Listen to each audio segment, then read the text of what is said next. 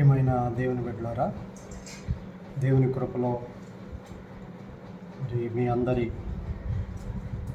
ప్రోత్సాహము, మీ అందరి ఆశీస్సులు, మీరు చేస్తున్న ప్రార్థనలు, విజ్ఞాపనలు ఎంతగానో మరి సేవలో ఉండటానికి దేవుడు ఎంతగానో కృప చూపిస్తూ ఉన్నారు. కనుక ప్రియ దేవుని బిడ్డలారా, మరి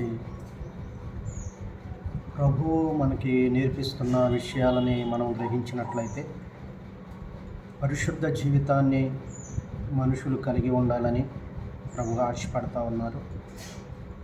పరిశుద్ధులమై నీతి మార్గములోను నీతిమంతులుగాను యథార్థవంతులుగాను ఆయన రాజ్యమునకు మనము హక్కుదారులుగాను ఆయన రాజ్యమునకు రావాలంటే కొన్ని అర్హతలు, కొన్ని క్వాలిటీస్ మరి కలిగిన వారిగా మనం ఉండాలని ప్రభువు బోధించారు. ఈ లోకములో ప్రభువు బోధించిన బోధలు మరి అనేక మందికి అవి అర్థం కాకపోయినా దేవుని యందు భయభక్తులు కలిగిన వారికి మాత్రం అవి ఎంతగానో అర్థమవుతాయి. ఎందుకంటే ఆయన యందు భయభక్తులు గల వారికి ఆయన మర్మములు బయలుపరచబడును అని ప్రభువు మనతో వాక్యం ద్వారా మాట్లాడారు. కనుక ఎందరూ మరి వాటిని గ్రహించగలుగుతున్నారు.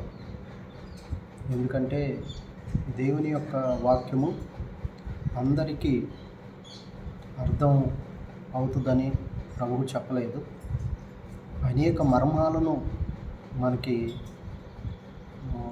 బయలుపరిచారు, అనేక మర్మాలను బోధించారు, అనేక మర్మాలు మనకి తెలియచేయాలని, అనేక మర్మయుక్తమైన విషయాలని మనకు ఉపమానాల ద్వారా ఆయన మనకు బోధించారు.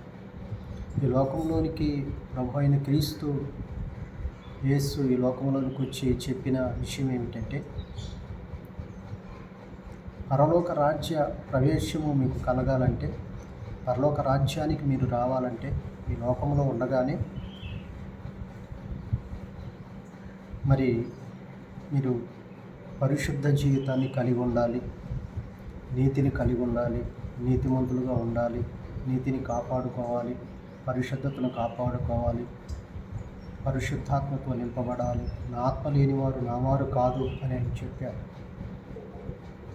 మన ఆత్మ లేకుండా మరి అనేక విషయాలు మాట్లాడినా చెప్పినా మనుషులకి అవి అర్థం కావు. మరి దేవుని ఆత్మ, దేవుని విషయాలు దేవుని ఆత్మకే తెలుసని మనం దేవుని వాక్యంలో చూస్తాం. కనుక నా వీడియోలు ఆదరిస్తూ, నా వీడియోలు చూస్తూ ఉన్న ప్రతి ఒక్కరికి కూడా ప్రత్యేకమైన వందనాలు. మరి అనేకమైన విషయాలను మీతో పంచుకోవాలని మరి ఆశపడుతూ ఉన్నాను. కానీ సమయము దొరికిన కొలది మరి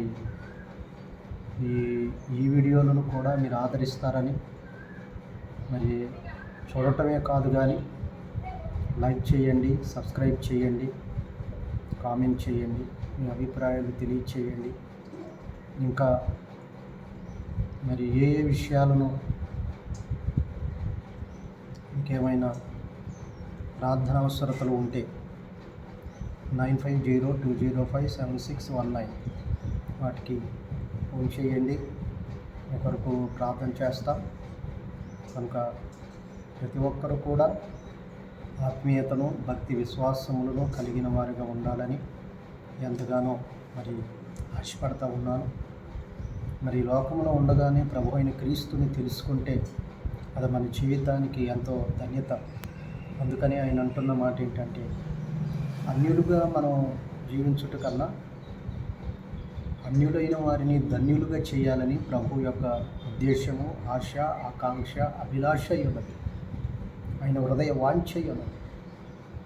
మనం మనుషులు చేయబడిన, కల్పించబడిన మరి రాతితోనైనా, కర్రతోనైనా, బంగారంతోనైనా, వెండితోనైనా, వేటితోనైనా మలచబడిన వాటిని దైవం ఉందని, దైవత్వం ఉందని మనం అనుకొనటం అనేది అది ఎంతవరకు న్యాయం అనేది మనం ఆలోచన చేయాలి.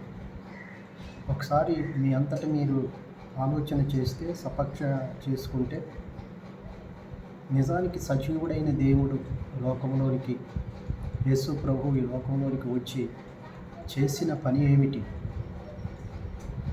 నశించిన దాన్ని వెదికి రక్షించడానికి ఈ లోకంలోనికి ఆయన వచ్చారని ప్రభువు ముందుగానే మనకి తెలియచేశారు.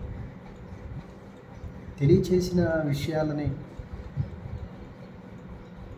ఏంటి నశించిపోయింది? ఎవరు నశించిపోతున్నారు? ఎందుకంటే నశించిన దాన్ని వెదికి రక్షించడానికే ప్రభు అయిన క్రీస్తు ఈ లోకంలోనికి వచ్చారు. కనుక ఆదిలో ఆదాము అవలైన వారిని ఆదామును దేవుడు చేశాడు. ఆయన స్వరూపములో ఆయన పోలిక చొప్పున చేసుకున్నాడు. ఆదాము దేవుని కుమారుడు. కానీ ఆదాముకు గాఢ నిద్ర కలుగజేసి పక్కటెముకను తీసి ఆ ఎముకను మాంసంతో పూడ్చివేసి అవ్వను మరి చేశారు ఆయన. ఆదాము యొక్క పక్కటెముకలలో, అందుకని ఆదాము అంటాడు, నా ఎముకలలో నా ఎముక, నా మాంసములో మాంసం, ఇది నరులలో నుండి తీయబడినది కాబట్టి నారి అని పిలువబడునని. నిజంగా ఆదాముకి దేవుని ఆత్మచేత అతడు నింపబడ్డాడు కాబట్టి తనలో నుండే తీశారని, తనలో నుండి